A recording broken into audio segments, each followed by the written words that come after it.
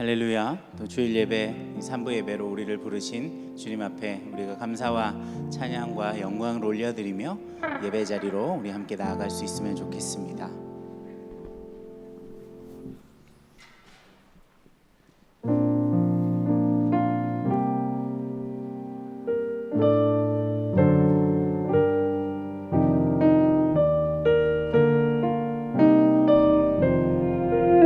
함께 고백합니다. 허무한 시절 지날 때, 허무한 시절 지날 때, 깊은 한숨 내쉴 때, 그런 풍경 보시며 단식하는 분 있네.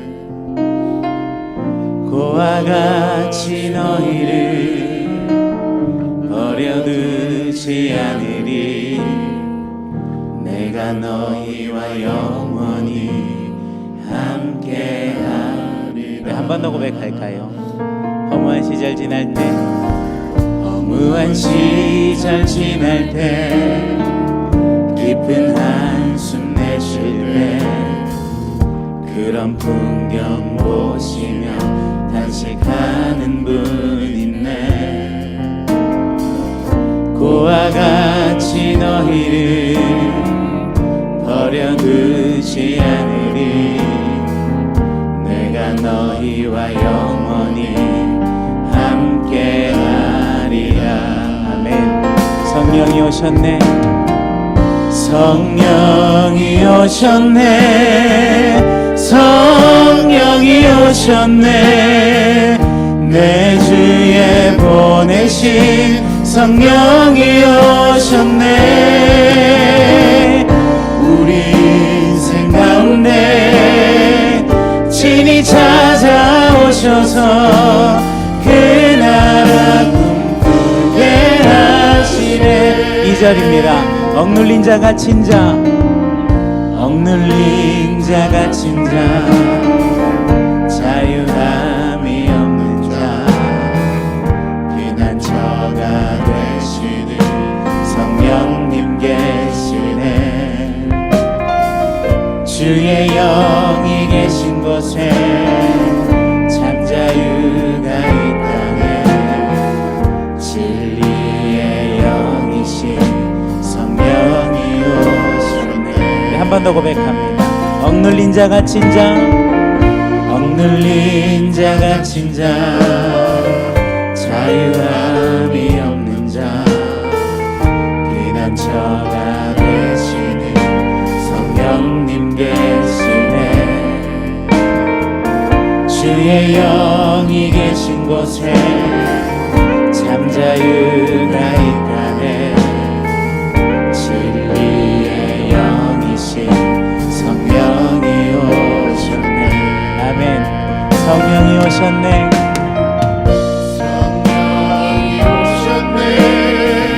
성령이 오셨네. 내 주에 보내신 성령이 오셨네. 우리 인생 가운데 친히 찾아오셔서 그 나라 꿈꾸게 하시네. 성령이 오셨네. 성령이 오셨네.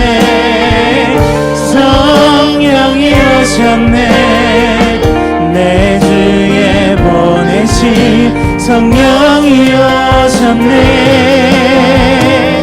우리 인생 가운데 친히 찾아오셔서 그 나라 꿈꾸게 우리 마음을 다해서 성령이 오셨네.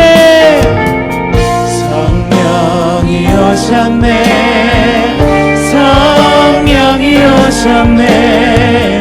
내 주에 보내신 성령이 오셨네.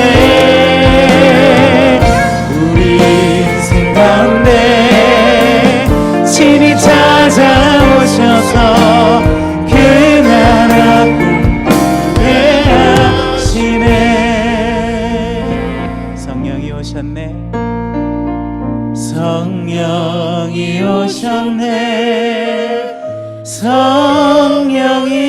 오셨네. 내 주에 보내신 성령이 오셨네.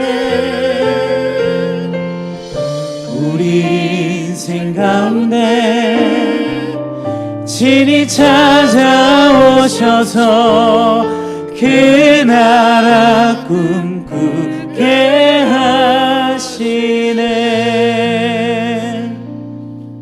시간 우리 예배 가운데 오실 우리 성령 하나님을 찬양합니다. 자리에서 일어나셔서 우리 예배통의 선한 능력으로 일하실 주님을 우리가 함께 믿음으로 고백하며 나아갔으면 좋겠습니다.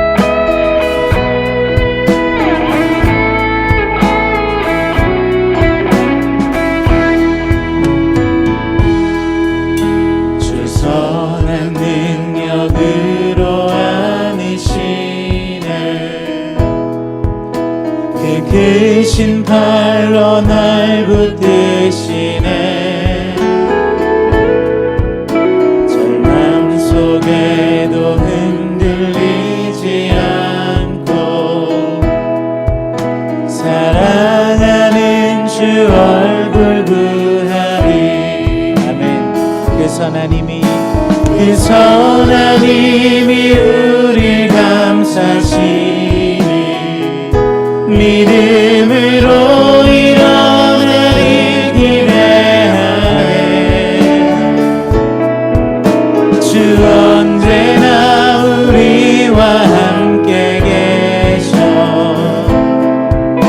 하루 또 하루가 늘 새로워.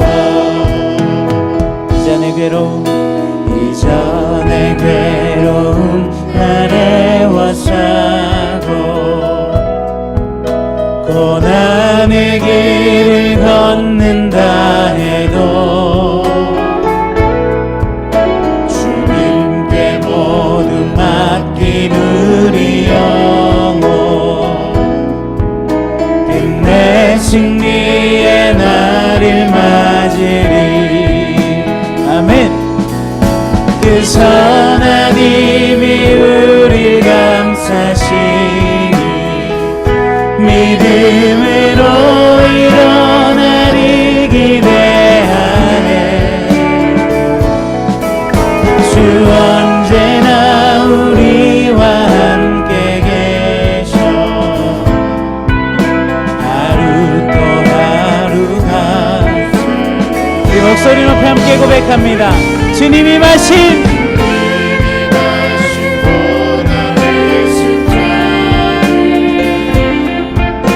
우리도 감사하며 받으리. 주님의 밥은 고난 채워가며 예수와 복음 위에 살리라. 아멘. 그 선한 힘이 우리 감싸시니 믿음으로 일어나리 기대하네. 주 언제나 우리와 함께 계셔. 하루 또 하루가 그 선한 힘이 우리 감싸시니 믿음으로 일어나리 기대하네. 주 언제나 우리와 함께 계셔. 하루 또 하루가 새로워. 하루 또 하루가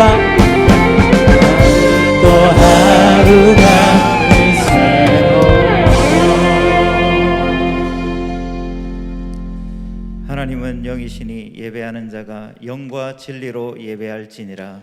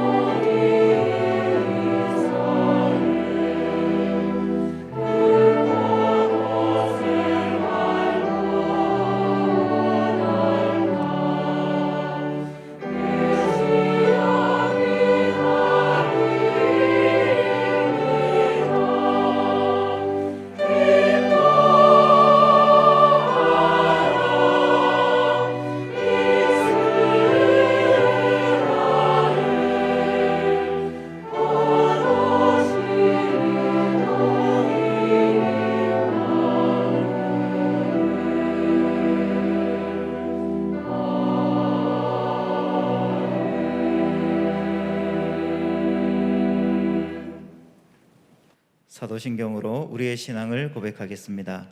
전능하사 천지를 만드신 하나님 아버지를 내가 믿사오며 그 외아들 우리 주 예수 그리스도를 믿사오니 이는 성령으로 잉태하사 동정녀 마리아에게 나시고 본디오 빌라도에게 고난을 받으사 십자가에 못 박혀 죽으시고 장사한 지 사흘 만에 죽은 자 가운데서 다시 살아나시며 하늘에 오르사 전능하신 하나님 우편에 앉아 계시다가 저리로서 산자와 죽은 자를 심판하러 오시리라. 성령을 믿사오며 거룩한 공예와 성도가 서로 교통하는 것과 죄를 사하여 주시는 것과 몸이 다시 사는 것과 영원히 사는 것을 믿사옵나이다. 아멘. 성시 교독하겠습니다. 교독문 49번 시편 108편입니다. 하나님이여 내 마음을 정하였사오니 내가 노래하며 나의 마음을 다하여 찬양하리로다. 비파야 수금아 깰지어다.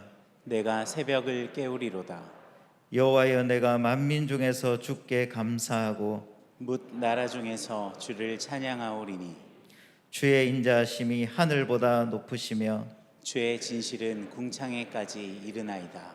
하나님이여 주는 하늘 위에 높이 들리시며 주의 영광이 온 땅에서 높임 받으시기를 원하나이다. 함께 읽겠습니다. 주께서 사랑하시는 자들을 건지시기 위하여 우리에게 응답하사 오른손으로 구원하소서. 아멘. 모두 자리에 앉으시겠습니다. 찬송가 95장 1절, 3절, 5절 부르신 후에 전일봉 장로님 나오셔서 예배를 위해서 기도해 주시겠습니다.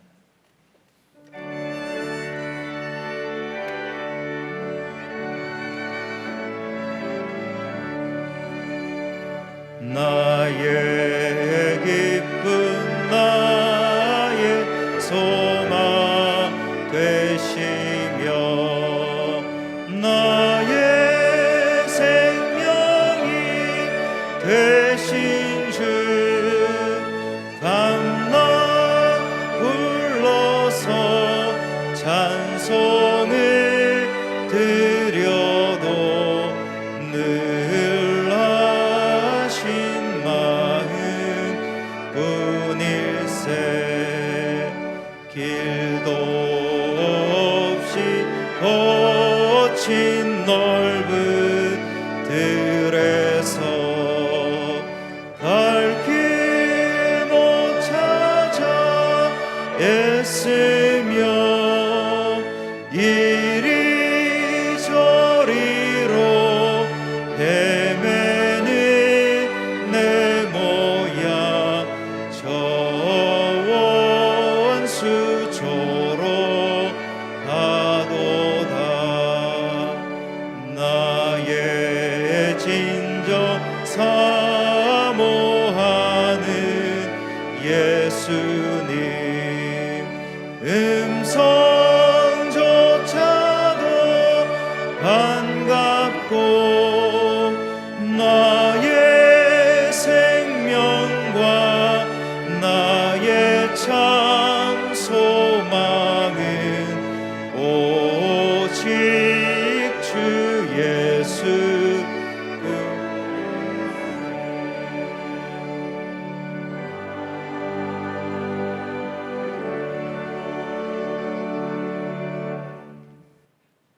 찬양받기에 합당하신 하나님 아버지, 또한 영원부터 영원까지 살아계신 하나님, 유한한 인생의 시작과 끝을 주관하시는 하나님, 역사를 하나님께서 시작하셨고 끝도 하나님 손에 있음을 믿고 의지합니다.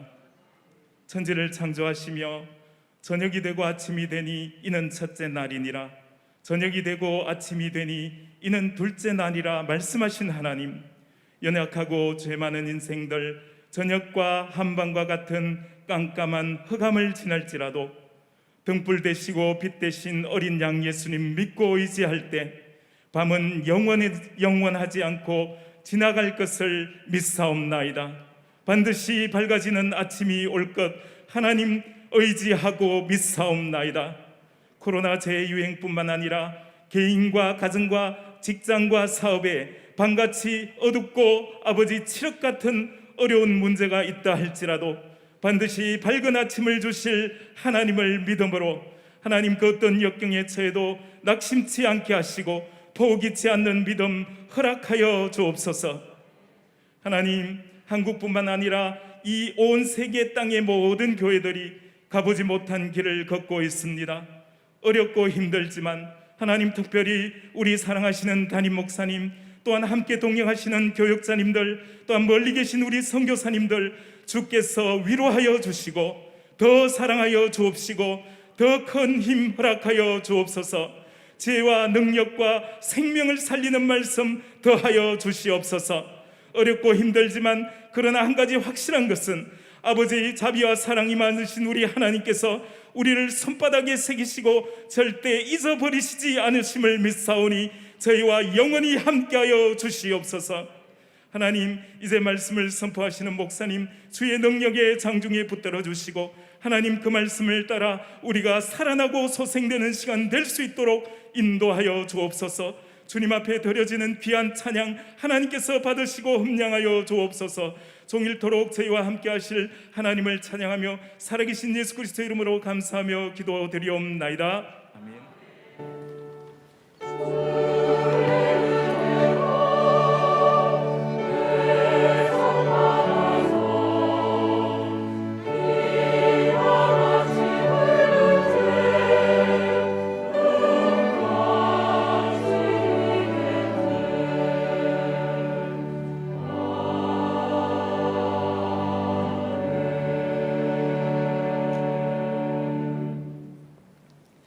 교회 소식을 전해드리겠습니다. 주보 2면을 참고해 주시기 바랍니다.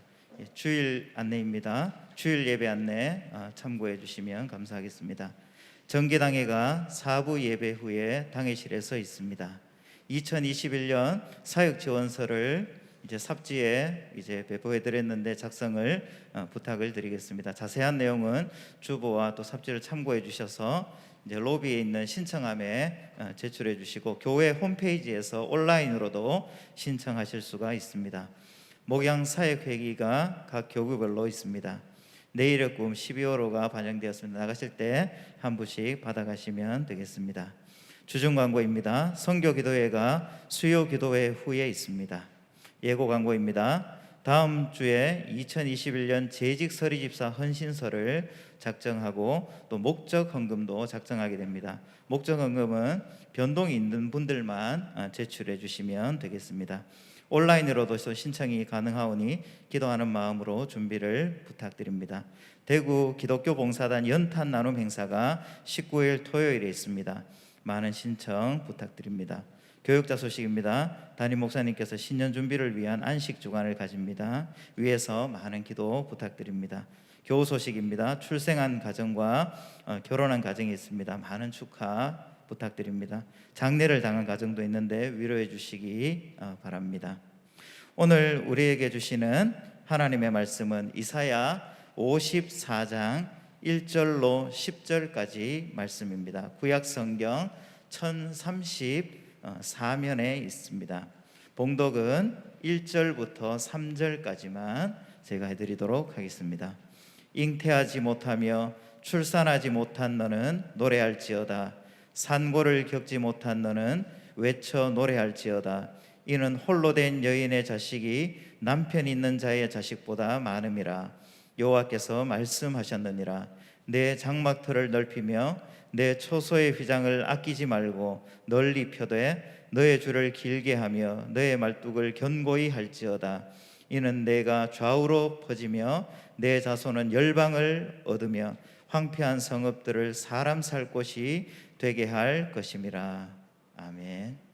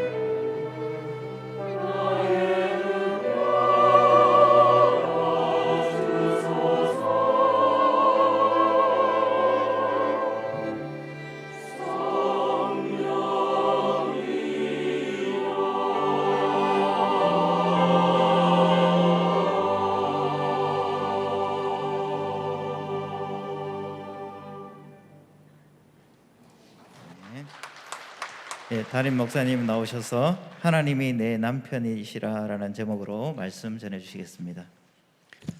할렐루야. 예, 우리 앞뒤 절 한번 보시고 사랑합니다, 축복합니다 한번 인사 나누겠습니다. 예, 이제 12월 달입니다. 저희들이 지난 2주 동안 이제 4번째 종의 노래를 저희들이 함께 살펴봤습니다. 이제 이사야서에서 아마 가장 절정에 해당하는 그런 내용입니다. 이제 여호와께서 그의 종을 이제 우리의 허물과 또 우리의 죄악을 대신 담당하시고 이제 하나님께 징계를 받고 또 찔리게 하시고 또 죽임을 당하게 하시는 내용들을 저희들이 함께 살펴봤습니다. 이제 오늘 우리가 살피는 이제 54장의 내용은 이제 고난 받는 종의 이제 순종과 희생을 통해서 이제 어떤 일이 일어나게 되었는가, 이제 그 결과에 대해서 가르치고 있는 그런 내용의 말씀입니다. 그래서 오늘은 저희들이 10절까지 전반부 말씀을 좀 살피게 됩니다. 그런데 이 부분을 이제 선지자를 통해 하나님이 말씀을 하실 때 지금 이제 이스라엘 백성들을 무엇에 비유하는가 하면 한 여인에게 지금 비유를 합니다. 한 여인. 그런데 이제 이스라엘 백성들은 바벨론 포로가 되어서 70년의 그런 고통을 당했기 때문에 이제 이 여인으로 비유를 할 때 1절부터 3절까지는 어디에 강조점이 있는가 하면 불임입니다. 불임. 이제 한 여인인데 아이를 낳지 못합니다. 그래서 고대에는 이제 아이를 낳지 못한다는 것은 이제 여인에게 수치 중에 수치였습니다. 그래서 바벨론 70년 포로 생활을 통해서 고통당했던 이스라엘의 그 모습을 불임의 여성으로 먼저 묘사를 하고 그에게 이제 고난받는 종의 순종과 희생을 통해 어떤 일이 일어났는가 하는 것을 3절까지 이렇게 이제 소개를 합니다. 그리고 4절부터 10절까지도 또 이제 여인을 통해서 가르침을 주고 있는데 이제 여기에 이제 여인은 어디에 강조점이 있는가 하면 버림받은 여인입니다. 버림받은 여인. 바벨론 70년 그 포로 생활을 우리가 생각한다면 충분히 이해할 수 있는, 그러니까 참 젊어서 결혼을 했는데 결국 자신의 그런 잘못을 통해 버림받아서 근심과 이제 수치, 부끄러움 가운데 있는 여인으로 이스라엘을 이렇게 묘사를 합니다. 그리고 이제 그에게 고난받는 종의 순종과 희생을 통해 어떤 일이 일어났는지를 이제 4절부터 10절까지 말씀을 통해서 가르치고 있습니다. 그런데 이제 이 말씀은 이제 오늘을 사는 우리 성도들에게도 적용이 될 수 있는 것은 뭔가 하면 이제 53장에 예언되어졌던 그 종은 바로 예수님이십니다. 예수님께서 십자가에서 우리의 허물과 죄를 대신 지시고 이제 십자가에 피 흘려 죽으셨습니다.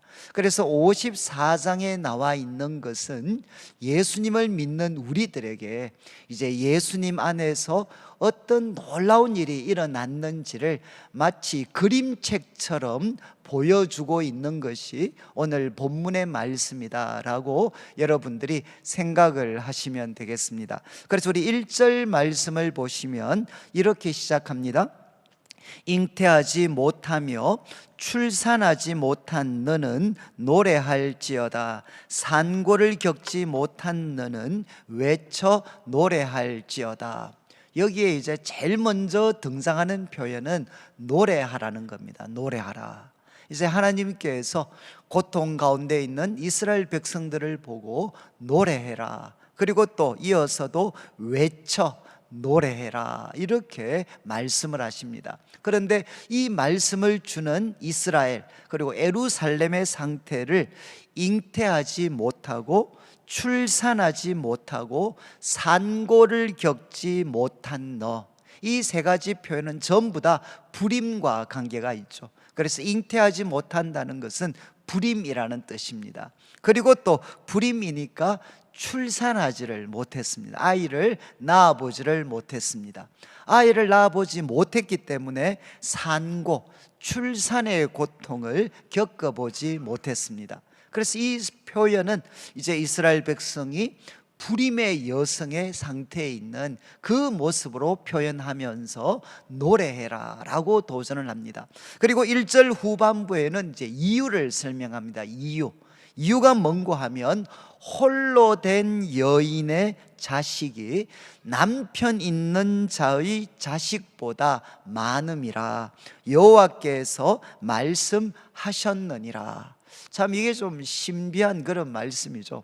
홀로 된 여인의 자식이 어떻게 남편 있는 자의 자식보다 많을 수가 있겠습니까? 그런데 바로 이런 일이 불임의 여성과 여성의 상태에 놓여 있는 이스라엘 그리고 예루살렘에게 일어날 것이라는 겁니다.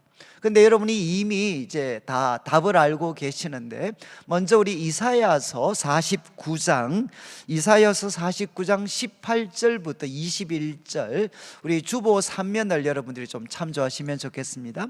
이 본문 말씀은 이제 두 번째 종의 노래 후에 이제 하나님께서 이스라엘 백성의 질문에 대해서 대답하는 내용 중에 하나인데, 이제 하나님께서 예루살렘을 향해 말씀을 하시죠. 내 눈을 들어 사방을 보라. 그들이 다 모여 내게로 온다. 그들은 뭔고 하면 이제 예루살렘의 자녀들입니다. 그런데 이 자녀들은 다 잃어버렸는데 어디가 있었느냐? 바벨론의 포로가 되었고, 그래서 세계 각지에 흩어져 있었는데 하나님께서 이제 그의 종을 통해 놀라운 구원을 베푸시게 되면 그들이 돌아오게 됩니다. 그래서 18절 말씀은 그들, 이제 바벨론과 세계 각지의 포로로 흩어져 있던 자들이 이제 내게로 오게 됩니다. 그리고 이제 19절 말씀을 보시면 이제 19절에는 이렇게 표현합니다. 이는 내 황폐하고 적막한 곳들, 내 파멸을 당하였던 땅이 이제는 주민이 많아 좁게 될 것이다. 정말 폐허가 되었던 땅이 주민이 많아서 좁게 될 거고, 너를 삼켰던 자들은 멀리 떠나게 될 거다. 그리고 이제 20절에는 이제 시온으로 대표되는 여인이 이제 여인과 그 돌아온 자녀들이 이야기를 합니다. 자식을 잃었을 때 낳은 자녀가 후일에 뭐라고 지금 불평을 하느냐? 이곳이 내게 좁다는 거죠. 내게 너무 좁으니까 넓혀서 나로 하여금 거주하게 해라. 과거에는 사람 하나 찾기 어려운 그런 폐허가 되었던 땅인데 자녀들이 돌아와서 이제는 그곳이 좁게 되고, 자녀들의 입에서 이곳이 너무 좁다, 넓게 해달라 이렇게 부탁을 합니다. 그리고 21절에는 이제 시온이라는 여인이 이제 이야기합니다. 독백처럼 이야기합니다. 누가 나를 위하여 이들을 낳았는고? 나는 자녀를 잃고 외로워졌으며 사로잡혀 유리했는데 이 많은 자녀들이 도대체 어디서 나왔느냐? 이렇게 여인이 독백처럼 이야기를 합니다. 여러분, 이 내용에서도 분명히 묘사가 되어 있죠. 이제 폐허가 되었던 예루살렘, 그리고 이스라엘 성읍, 그 성읍에 이제 바벨론 포로 세계 각지에 흩어졌던 하나님의 백성들이 돌아오게 되어서 폐허가 되었던 그곳이 사람으로 넘쳐나게 되고, 그리고 사람들은 불평을 합니다. 빨리 이곳을 넓게 해달라 이런 요청을 하죠. 오늘 본문 1절부터 3절까지 말씀이 바로 이 내용을 담고 있습니다. 그래서 1절 마지막에 왜 찬송을 해야 되느냐? 홀로 된 여인의 자녀가 이제 남편 있는 자의 자식보다 많아지게 될 거다. 왜냐하면 세계 각지에 흩어졌던 자녀들이 돌아올 것이기 때문에. 그런데 여기 홀로 된 여인이라는 이 홀로 되었다는 말은 조금 더 정확한 표현은 이제 황폐한이라는 뜻입니다. 황폐한. 이 단어가 어디 등장하는가 하면 3절 중반부에 보면 황폐한 성읍들이 나오죠. 여기 황폐한 성읍이라고 할 때 이 황폐한과 똑같은 단어입니다. 지금 이제 여인으로 묘사된 이스라엘 에루살렘은 황폐한 여인입니다. 홀로 된 여인입니다. 바로 그가 남편 있는 자의 자식보다 많아지게 될 것이라는 겁니다. 그리고 이제 2절 말씀에는 이제 그곳이 너무 좁을 거기 때문에 이제 하나님께서 명령을 하시죠. 두 번째 명령, 장막터를 넓혀라. 바로 그 많은 사람들을 수용할 수 있도록 장막터를 넓히고, 그 다음에 이제 천막을 넓게 이렇게 치고, 그 다음에 그 천막들을 줄로 연결을 하고 말뚝을 박아가지고 정말 이 번성하게 될 수많은 이 사람들을 정말 수용할 수 있는 그 넓은 공간을 준비해라, 이렇게 하나님께서 말씀을 하십니다. 그리고 3절에 이제 이유를 설명하죠. 이는 내가 좌우로 퍼지게 될 거다. 이거는 좌우라는 것은 오른쪽 왼쪽인데 그냥 뜻으로는 사방입니다. 이제 이는 너가 바로 너 자손이 사방으로 퍼져나갈 거다. 여기 이제 사방에 퍼져나가게 될 거다. 그리고 이야기합니다. 내 자손은 열방을 얻게 될 거다. 여러분, 이스라엘 백성들이 열방에 짓밟히고 있었는데 이제 여호와의 종의 그 순종과 희생을 통해서 이스라엘 자손들은 열방을 얻게 되는 일들이 일어나게 되고, 그리고 이제 황폐한 성읍은 사람들로 넘쳐나게 될 것이다. 이렇게 하나님께서 말씀을 하셨습니다. 여러분, 고난받는 종, 여호와의 종의 순종과 희생을 통해 어떤 일이 일어났느냐? 홀로 된 여인, 황폐한 여인과 같았던 에루살렘, 그리고 이스라엘이 이제는 번성하게 되는, 사람들로 넘쳐나게 되는 이런 역사들이 일어나게 될 거다, 이렇게 말씀을 하셨습니다. 여러분이 이 그림을 가장 생생하게 볼 수 있는 것은 이제 53장은 뭐라고 생각하면 되느냐? 복음서라고 생각하시면 돼요. 복음서. 이제 복음서 마지막에 예수님께서 고난을 받으시고 십자가에 피 흘려 죽으셨습니다. 이게 53장의 내용입니다. 그러면 54장 1절부터 3절 말씀은 무엇이라고 생각하면 되느냐? 사도행전이라고 생각하시면 돼요. 사도행전. 여러분, 예수님의 그 고난과 죽으심을 통해서 사도행전에 놀라운 세계적인 공동체가 이제 이 땅 가운데 세워지게 됩니다. 그러니까 이제 고난받는 종의 순종과 희생을 통해서 하나님은 그의 백성, 소수가 되었던 황폐했던 그의 백성을 번성하게 해 주십니다. 그리고 두 번째, 이제 4절 말씀을 보시면 4절에는 이렇게 시작합니다. 두려워하지 마라. 두려워하지 마라. 그리고 말씀하시기를 내가 수치를 당하지 아니할 거다. 그리고 놀라지 마라. 내가 부끄러움을 보지 아니할 거고 내 젊었을 때 수치를 잊겠고 과부 때 치욕을 다시 기억함이 없을 것이다. 여러분, 4절에서 가장 많이 반복되는 표현이 무엇이죠? 수치, 부끄러움, 치욕이라는 단어입니다.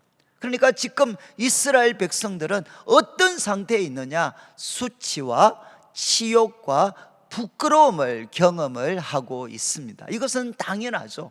왜 이런 수치와 부끄러움을 당했느냐? 그들이 하나님 앞에 범죄했기 때문입니다. 그런데 하나님께서 이제 고난받는 종의 순종과 희생을 통해서 그들에게 무엇을 약속하셨느냐? 너희들이 수치를 당하지 아니할 거다. 그리고 부끄러움을 당하지 아니할 거다. 그리고 나아가서 젊었을 때의 수치와 과부 때의 치욕은 기억도 하지 아니할 거다. 이렇게 말씀하셨어요. 왜 그렇습니까? 바로 고난받는 종이 우리의 수치와 부끄러움을 가져다 주었던 그 허물과 죄를 대신 감당하시고 바로 하나님의 모든 징계와 그 찔림과 채찍질을 당하셨기 때문에 바로 고난받는 종의 순종과 헌신으로 말미암아서 우리에게는 더 이상 수치와 부끄러움과 치욕이 없을 것이라는 겁니다. 여러분, 이제 하나님께서는 바로 그의 종의 순종과 희생을 통해서 바로 허물과 죄로 가득 찼던 자기 백성들을 용서해 주시고 그들의 모든 허물과 죄를 깨끗이 씻어 주시고 그리고 그 수치와 부끄러움이 기억도 하지 않도록 만들어 주시겠다, 이렇게 약속을 하셨습니다. 그런 다음 5절 말씀 또 이유를 설명합니다. 그들에게 수치와 부끄러움 치욕이 없을 것은 이는 너를 지으신 네가 내 남편이시라. 여러분, 하나님이 너의 남편이 되실 것이기 때문에 너에게는 더 이상 수치와 부끄러움이 없을 것이다 라고 말씀을 하십니다. 그리고 남편이 되신 하나님이 어떤 분이신지를 5절 후반부를 보시죠. 남편이신, 너의 남편이신 하나님은 어떤 분이시냐? 만군의 여호와십니다. 어떤 대적들도 제압할 수 있는 만군의 여호와가 되시고 그분은 내 구속자, 너를 회복시키는 분이 되실 거고 그리고 그분은 이스라엘의 거룩한 분이셔서 어떤 바벨론과 같은 거대한 제국과도 정말 그들과도 비교할 수 없는 거룩한 분이시다라고 이야기하고 그리고 온 세상의 하나님이다. 그분은 온 세상을 다스리시고 주관하시는 하나님, 바로 그분이 너의 남편이 되신다. 그러니까 두려워하지 말고 수치와 부끄러움이 사라질 것이다 라고 하나님은 말씀을 하십니다. 여러분, 이제 순서를 잘 기억하시면 먼저 이제 하나님께서는 고난받는 종의 이 순종과 희생을 통해서 그의 백성의 수치와 부끄러움을 깨끗이 씻어주셨습니다.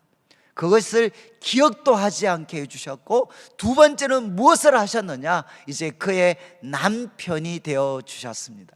근데 이 말씀이 참 유명한 것은 우리 한국 교회 초창기에도 보면 아무래도 남자분들보다는 여자분들이 이렇게 좀 교회에 많으셨죠.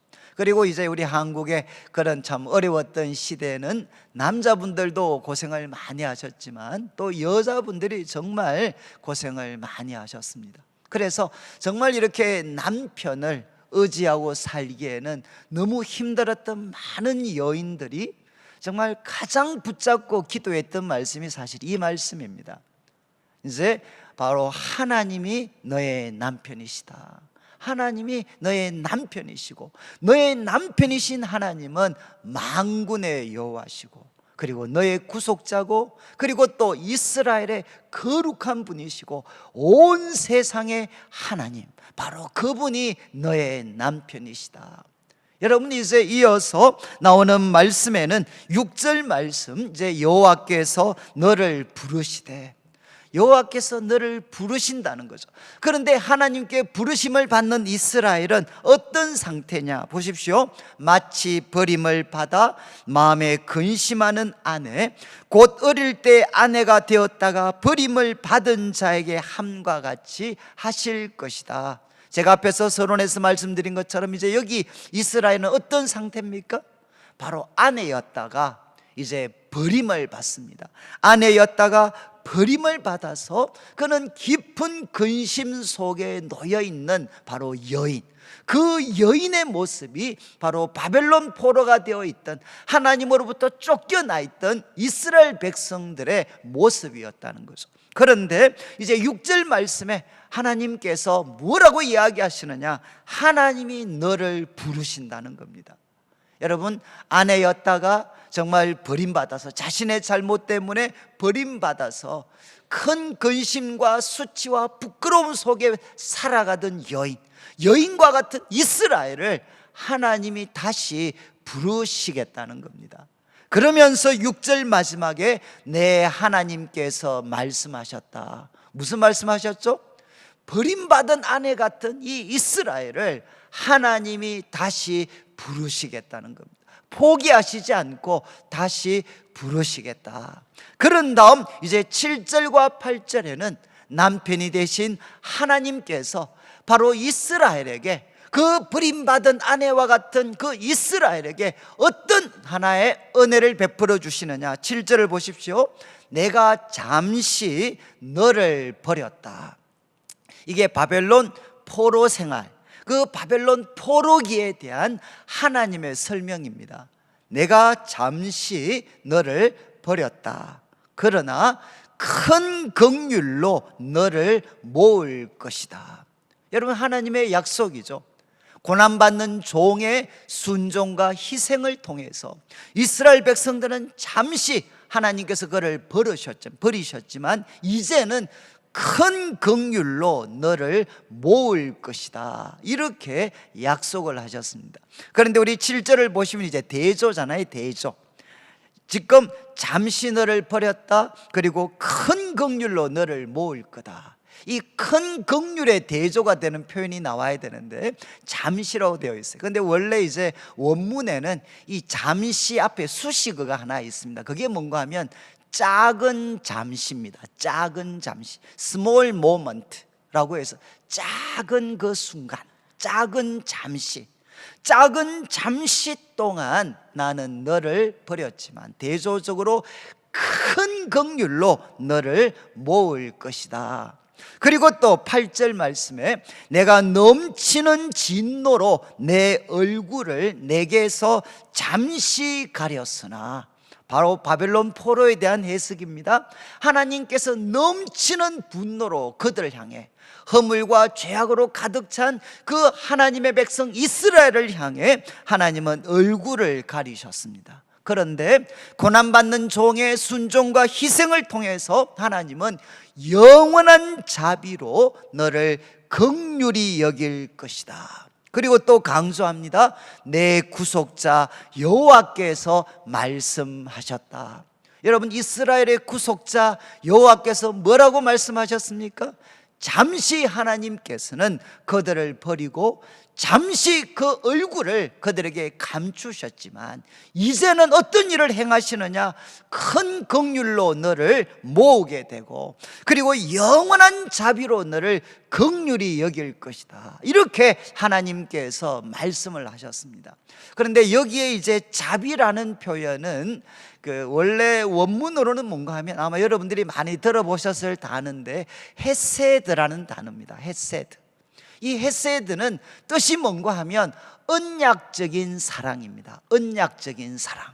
하나님께서 큰 긍휼로 바로 그들을 모으시고 그 다음에 언약적인 사랑, 영원한 언약적인 사랑으로 이제 그를 긍휼히 여겨주겠다, 이렇게 말씀을 하셨어요. 여러분, 성경에서 긍휼이라는 표현은 무엇과 관계가 있는가 하면 모성애와 관계가 있습니다. 그래서 히브리어의 긍휼은 이제 그 원래 다 명사가 어디서 나왔는가 하면 어머니의 자궁에서 나온 표현입니다. 그러니까 긍휼은 무엇이냐? 어머니의 그 자궁. 그래서 정말 그 어머니의 모성애를 나타내는 그런 하나의 단어입니다. 하나님께서 이스라엘을 향해서 어머니와 같은 그런 사랑으로 그들을 모아주시고 그리고 헤세드, 정말 언약적인 사랑, 결코 실패하지 않고 결코 끊어지지 않는 하나님의 그 언약적인 사랑, 영원한 자비로 너를 긍휼히 여기시겠다, 이렇게 말씀을 하셨습니다. 그리고 마지막 이제 9절과 10절은 하나님의 긍휼 그리고 영원한 자비에 대해서 이것을 이제 초점을 좀 바꾸어서 강조를 합니다. 강조. 9절을 보시면 이것은 내게 노아 홍수와 같다. 내가 다시는 노아의 홍수로 땅 위에 범람하지 못하게 하리라 맹세하신 것처럼. 여러분, 이게 무슨 뜻이죠? 하나님께서 노아에게 무슨 맹세하셨습니까? 이제 전 세계적인 홍수로 그 땅을 다 멸하신 다음에 이제 남은 그 노아 가족들에게 하나님 뭘 약속하셨습니까? 무지개를 통해서 내가 다시는 이 땅을 이제 물로 심판하지 않겠다, 이렇게 맹세하시면서 약속을 하셨습니다.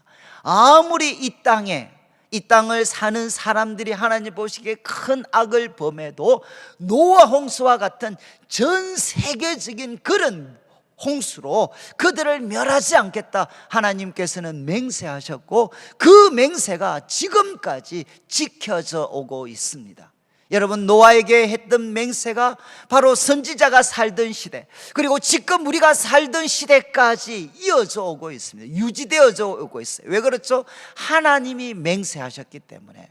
바로 그것처럼 이제 9절 후반부를 보시면 내가 내게 노하지 아니하며 너를 책망하지 아니하기로 뭘 했다고 했습니까? 맹세하셨습니다.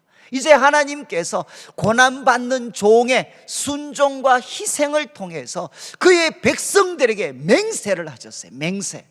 내가 너희들에게 이제 노하지 아니하고 책망하지 않겠다, 이렇게 맹세를 하셨습니다. 그리고 이제 9절 말씀에는 또 무엇을 강조하느냐? 산들이 떠나며 언덕들은 옮겨질지라도. 여러분, 이건 이거는 있는 일이겠다, 불가능한 일이죠. 어떻게 고대의 산들이 옮겨질 수 있겠습니까? 어떻게 언덕들이 옮겨질 수 있겠습니까? 불가능해 보이는 이런 일들은 혹시 일어날지 몰라도, 그 다음 강조하십니다. 나의 자비는 너에게서 떠나지 아니할 거다. 여러분, 산과 작은 산들은 혹시 옮겨지는 일이 있다 할지라도, 여러분, 자기 백성을 향한 하나님의 자비, 여기 자비도 바로 헤세드, 언약적인 사랑입니다. 하나님의 그 언약적인 사랑은 절대로 너에게서 떠나지 아니할 거다. 그리고 또 말씀하십니다. 나의 화평의 언약. 이 화평의 언약은 무엇이겠습니까? 고난받는 종을 통해서 하나님은 자기 백성과 화평을 누리시게 되었습니다. 고난받는 종의 순종과 희생을 통해 이제 하나님의 백성들은 하나님과 관계가 화평으로, 평화로 회복이 되어졌습니다. 그러니까 그 회복되어진 하나님의 관계는 절대로 흔들리지 아니한다. 그리고 하나님께서 바로 그의 종을 통해서 우리와 화평하실 때 우리들에게 하나님이 사람을 향해 그리셨던 가장 행복하고 온전한 상태를 성경은 샬롬, 평화라고 이야기합니다. 하나님께서 우리 사람을 창조하시고 또 우리를 부르실 때 꿈꾸셨던 그 가장 온전하고 행복한 그 상태를 우리에게 주시기로 약속하셨던 그 화평의 약속도 뭐라고 이야기했느냐? 바로 이제는 흔들리지 아니할 거다. 그리고 마지막 10절 마지막을 보시죠. 너를 긍휼히 여기시는 여호와께서 말씀하셨다는 겁니다. 이거는 누구의 이야기냐? 사람의 머릿속에서 나온 이야기가 아니고 이는 너를 긍휼히 여기시는 여호와께서 말씀하셨다는 겁니다.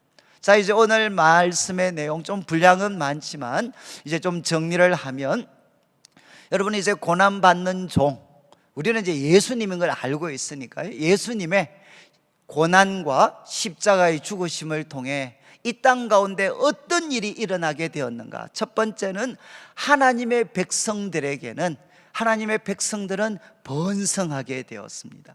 사도행전처럼 하나님의 백성들은 번성하게 되는 일들이 일어났습니다. 그리고 그것을 이렇게 설명했습니다. 홀로 된 여인의 자식이 바로 남편 있는 자의 자식보다 많은 이 놀라운 일들이 일어날 거다, 이렇게 약속을 하셨습니다. 그리고 두 번째는 이제 하나님께서는 그의 종의 헌신과 희생을 통해 무엇을 해 주셨느냐? 우리의 모든 수치와 부끄러움을 깨끗이 씻어 주셨습니다. 여러분, 믿으십니까? 그의 종의 헌신과 희생을 통해서 그 백성들의 모든 허물과 죄, 수치와 부끄러움을 깨끗이 씻어 주셨습니다. 그리고 세 번째는 무엇 하셨느냐? 그의 남편이 되어 주셨습니다. 그의 남편이 되어 주셨습니다. 그리고 또 하나님께서는 무엇을 그들에게 해 주셨느냐? 큰 긍휼과 그리고 영원한 자비, 영원한 언약적인 사랑을 하나님은 그들에게 베풀어 주십니다. 그런데 이 하나님의 영원한 그 어떤 언약적인 사랑과 하나님의 큰 긍휼은, 여러분, 마지막에 뭘 강조했습니까? 이것은 하나님이 맹세하셨습니다. 맹세하셨어요. 노하지 아니하고 그리고 책망하지 아니하기로 하나님이 자신의 이름을 걸고 맹세를 하셨고, 여러분, 산들은 떠날지 모르지만 하나님의 그 사랑과 긍휼은 여러분 자기 백성들에게 떠나지 않고, 그리고 하나님과 자기 백성의 이 화평의 언약은 절대로 끊어지지 않습니다. 변하지 않습니다. 바로 이런 은혜가 하나님의 백성들에게 주어지게 되었다는 겁니다. 여러분, 좀 들으시면서 어떤 생각이 드시는지 모르겠습니다. 저는 이제 한 주 동안 참 이 말씀을 묵상을 하면서 고난받는 종을 통해 여러분, 하나님의 백성들에게 어떤 일이 일어났는가, 이 가르침은 제가 서론에서 말씀드렸죠. 예수님을 믿는 우리들에게 일어난 일이 무엇인지를 생생히 그림책처럼 설명해 주고 있는 말씀입니다.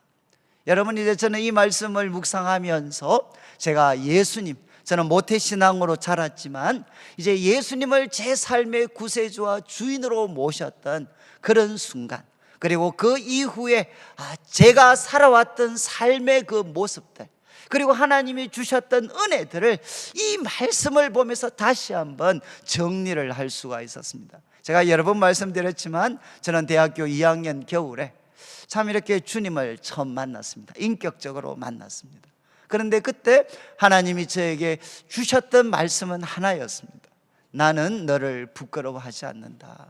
나는 너를 부끄러워하지 않는다. 저도 나름 열심히 공부를 해서 참 이렇게 남들이 볼 때는 그럴듯한 그런 학벌, 간판도 가지고 있었지만, 그러나 이제 그곳에 들어가 보니까 저하고는 비교도 할 수 없는 똑똑한 애들도 많고, 그리고 그 아이들에 비해 보니까 저는 거의 메뚜기 같고, 내 삶에는 참 미래가 있기 힘들구나.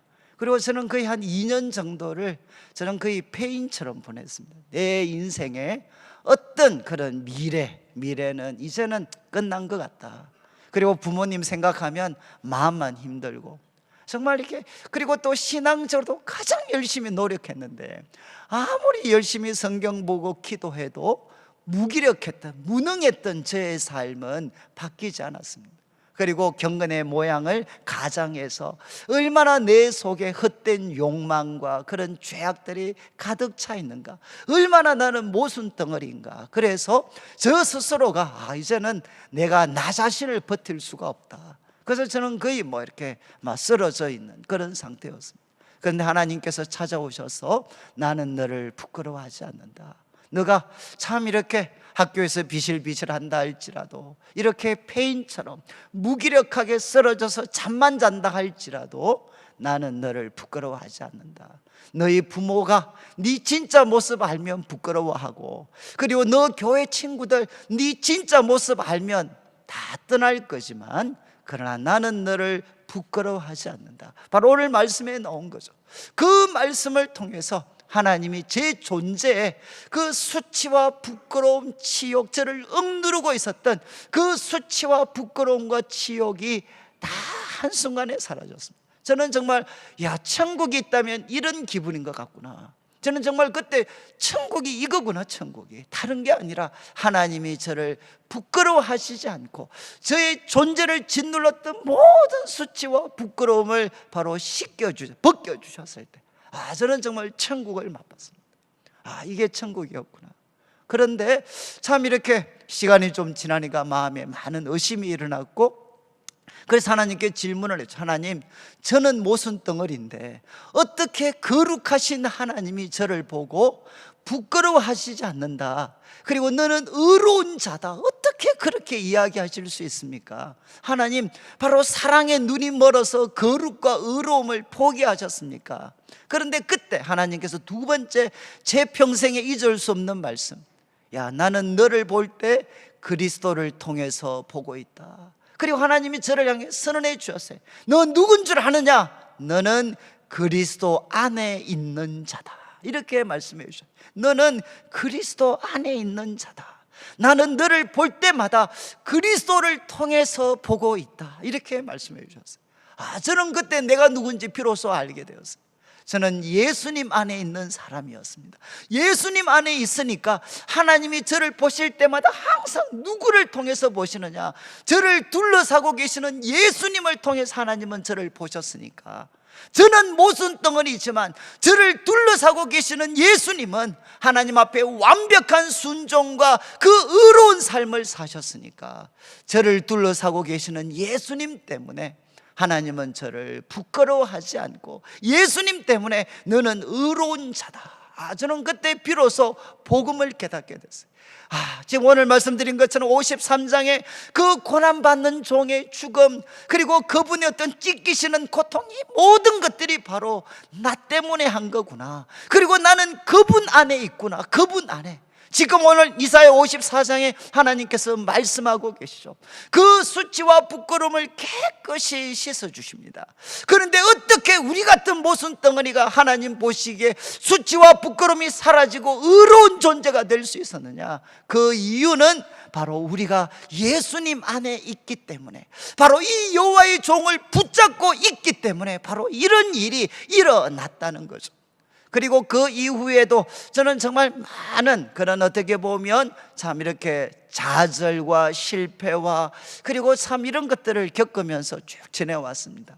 그래서 저는 도저히 제 자신을 하나님 앞에 견딜 수 없어서 한 번씩 그렇게 기도를 했어요. 하나님, 내가 이 모양인데도 하나님 저 부끄럽지 않습니까? 하면 실패하고 되는 일도 없고 남들이 볼 때는 초라하고 하나님, 내가 이 모양인데도 하나님 저 부끄럽지 않습니까? 하나님 그때 하신 말씀 혹시 마음이 바뀌신 거 아닙니까? 바뀌셔야 되는 거 아닙니까? 제가 하나님 앞에 그렇게 말씀을 드렸을 때 하나님이 저한테 질문을 하셨어요. 나도 한번 물어보자. 너 혹시 그리스도 안에 있느냐? 이렇게 질문을 하셨어요. 너 그리스도 안에 있느냐? 그때 제가 하나님께 대답을 했어요. 하나님, 딴 거는 몰라도 제가 이렇게 실패하고 하나님 보실 때 사람들 앞에 어떻게 보면 부끄럽고 수치스러운 존재이지만, 그러나 내 한 가지 양보할 수 없는 거는 저 예수님 믿습니다. 나 그리스도 안에 있습니다. 그렇게 대답을 했어요. 그럴 때 하나님께서 저한테 주신 답변이, 그래, 나는 그리스도 안에 있는 너를 부끄러워하지 않아. 그리스도 안에 있는 너를 부끄러워하지 않아. 지금 오늘 말씀에 뭐라고 했습니까? 영원한 자비, 영원한 그 언약적인 사랑. 여러분, 우리가 잘해서 하나님의 사랑과 자비가 있다가 우리가 잘못하면 없어지는 것이 아니라, 여러분, 바로 여호와의 종의 순종과 헌신을 통해서 우리가 그리스도 안에 있으면 어떻게 되느냐? 하나님의 그 언약적인 사랑과 하나님의 큰 긍휼은 언제나 우리들에게 부어지게 되는 거죠. 그리고 저는 참 이렇게 우리 가정이 이렇게 여러 가지 어려움이 있어서 그런지 모르지만, 저는 참 이렇게 내 삶이 오랫동안 저는 참 황폐하다라는 생각을 했습니다. 나는 왜 이렇게 황폐한가? 뭔가 내세울 수 있는 이런 것들이 왜 없나? 우리 집은 왜 이렇게 황폐한가?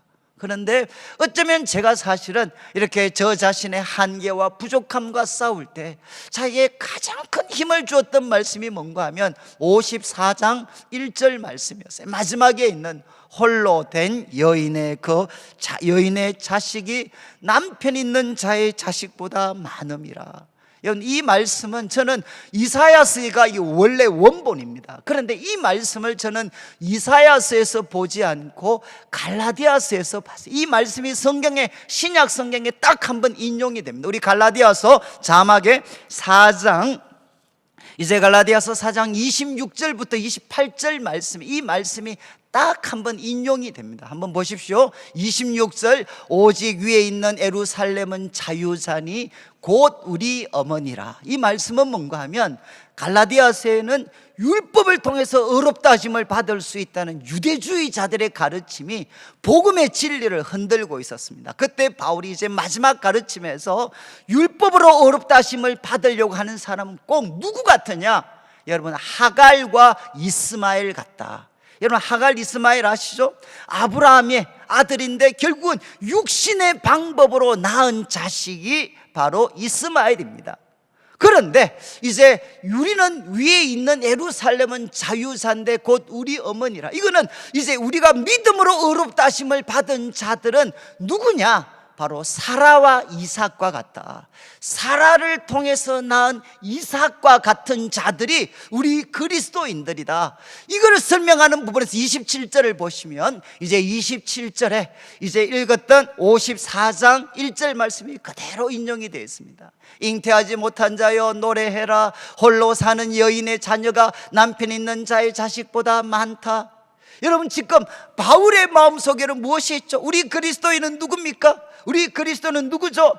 바로 홀로 된 여인의 자녀가 남편 있는 자의 자녀보다 낫다. 여러분, 우리 그리스도인들은 홀로 사는 자의 자식들 같습니다. 그렇지만 율법을 통해 인간적인 방법으로 하나님의 마음을 얻으려고 하는 사람들은 남편 있는 자의 자녀와 같은 사람들이죠. 그래서 마지막 28절을 보시면 이렇게 기록합니다. 형제들아, 너희는 이삭과 같이 약속의 자녀다. 너희는 이삭과 같이 약속의 자녀다. 이스마엘은 육신을 통해서 낳았던 자녀지만 이삭은 누구냐? 바로 하나님의 약속의 말씀 붙잡고 살다가 하나님이 약속의 성취로 주신 자녀가 이삭이지 않냐. 이것을 설명하면서 홀로 된 여인의 자녀가 남편 있는 자의 자식보다 많이 있다.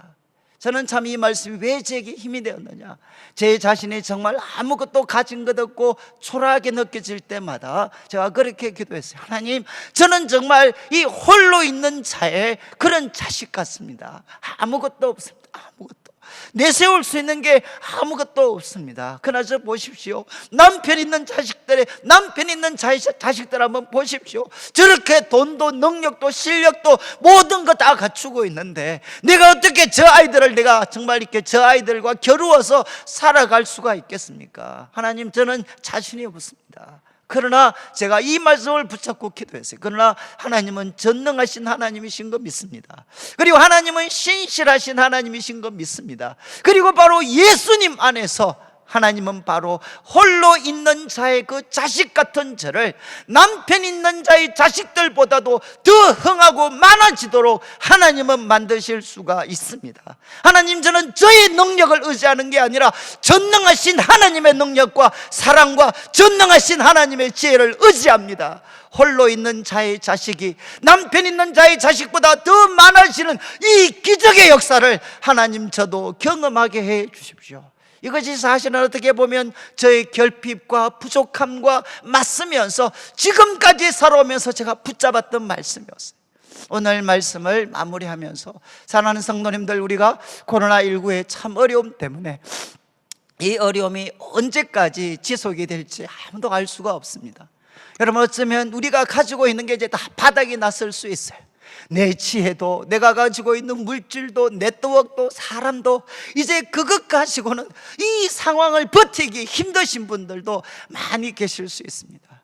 저는 여러분들이 한번 붙잡으셨으면 좋겠어요.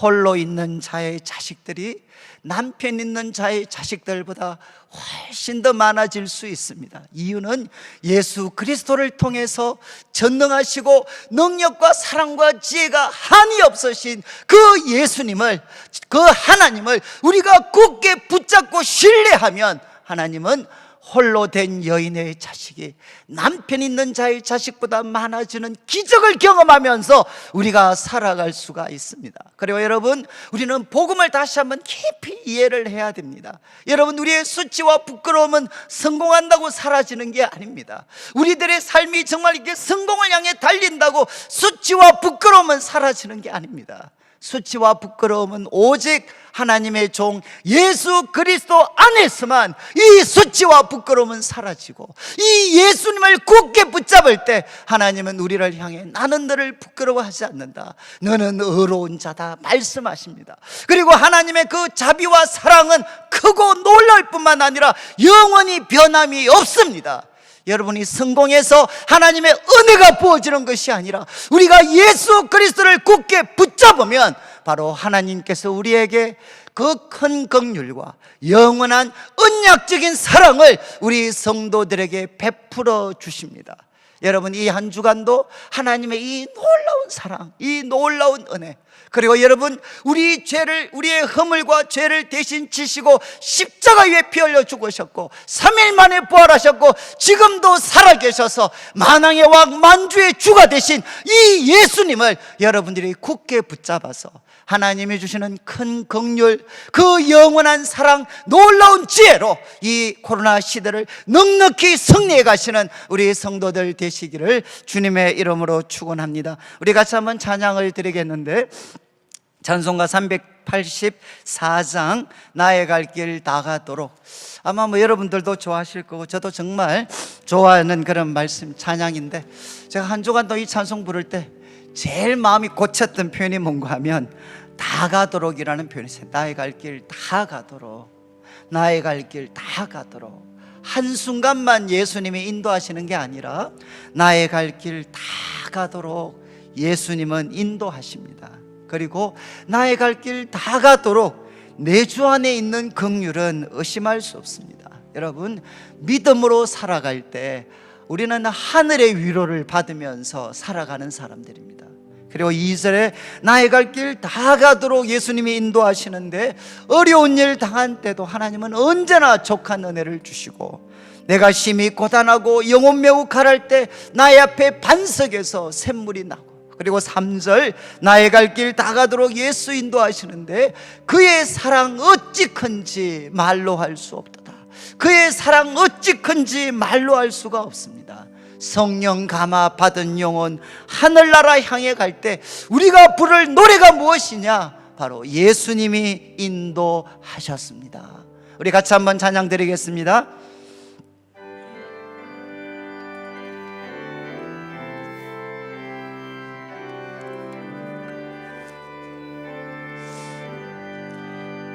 나의 갈 길 다 가도록 예수 인도하시니, 내 주 안에 있는 긍휼 어찌 의심하리요. 믿음으로 사는 자는 하늘 위로 받겠네. 무슨 일을 만나든지 만사 형통하리라. 무슨 일을 만나든지 만사 형통하리라. 나의 갈 길 다 가도록 예수 인도하시니, 어려운 일 당한 때도 족한 은혜 주시네. 나는 심히 고단하고 영혼 매우 가라나, 나의 앞에 반석에서 샘물 나게 하시네. 나의 앞에 반석에서 샘물 나게 하시네. 나의 갈 길 다 가도록 예수 인도하시니, 그의 사랑 어찌 큰지 말로 할 수 없도다. 성령 감화 받은 영혼 하늘 알아갈 때에 영영 부를 나의 찬송 예수 인도하셨네. 영영 부를 나의 찬송 예수 인도하셨네. 인도하셨네. 아멘. 우리 다 같이 일어나셔서 우리 잠시지만 한번 기도할 때, 하나님, 저 예수님을 믿습니다. 그리고 저 하나님을 믿습니다. 저의 부끄러움과 수치를 깨끗이 씻어주시고, 하나님, 저의 남편이 되어 주시옵소서. 그리고 하나님, 주님의 그 큰 긍휼과 영원한 자비를 저에게 베풀어 주시옵소서. 주님의 사랑과 그 긍휼은 흔들리지 않습니다.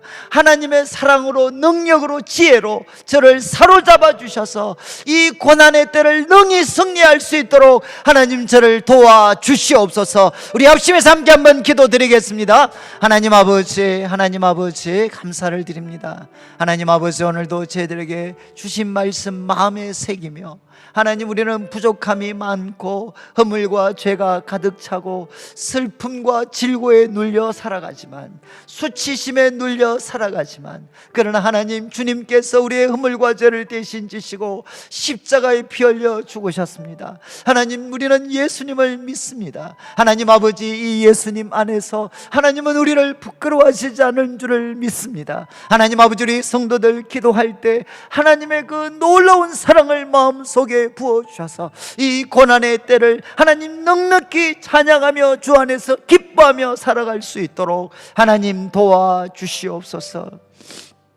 하나님 아버지, 감사합니다. 오늘도 사랑하는 성도님들 주님 앞에 귀한 예물을 드립니다. 이 물질 속에 담겨져 있는 우리 성도님들의 눈물과 기도와 땀, 믿음과 사랑의 고백을 연락하시고 먼저 주의 나라와 의를 구하는 주의 백성들에게 약속하신 대로 모든 것을 더하여 주시옵소서. 하나님 아버지, 우리는 허물과 죄로 가득 찼던 사람입니다. 우리는 모순 덩어리입니다. 남들은 우리를 선한 사람인 줄 알지만 하나님, 우리 속에는 온갖 추한 것들이 가득 차 있고 수치심과 절망과 두려움에 사로잡혀 살아왔습니다. 그러나 하나님, 우리 주님께서 우리 죄와 허물을 대신 지시고 십자가 위에 피 흘려 죽으셨습니다. 우리는 이 예수님을 믿습니다. 우리 성도님들도 이 예수님을 믿습니다. 이 예수님 때문에 하나님께서 우리 성도들의 삶을 짓누르는 모든 수치와 부끄러움과 치욕을 사라지게 하여 주시옵소서. 그리고 내가 너의 남편이다, 너의 아버지다 말씀하여 주시옵소서. 주님의 큰 긍휼과 영원한 그 은약적인 사랑을 부어 주시옵소서. 주님의 사랑과 그 긍휼은 산처럼 흔들리지 않습니다. 주님은 맹세하셨습니다. 그리스도 안에서 노하지 않기로, 책망하지 않기로 맹세하셨습니다. 이 하나님의 놀라운 사랑을 우리 성도들 마음속에 부어주셔서 이 코로나19 고난의 때를 주 안에서 기뻐하며 승리하며 살아갈 수 있도록 도와주시옵소서. 감사를 드리며 살아계신 예수님의 이름으로 기도드리옵나이다. 아멘.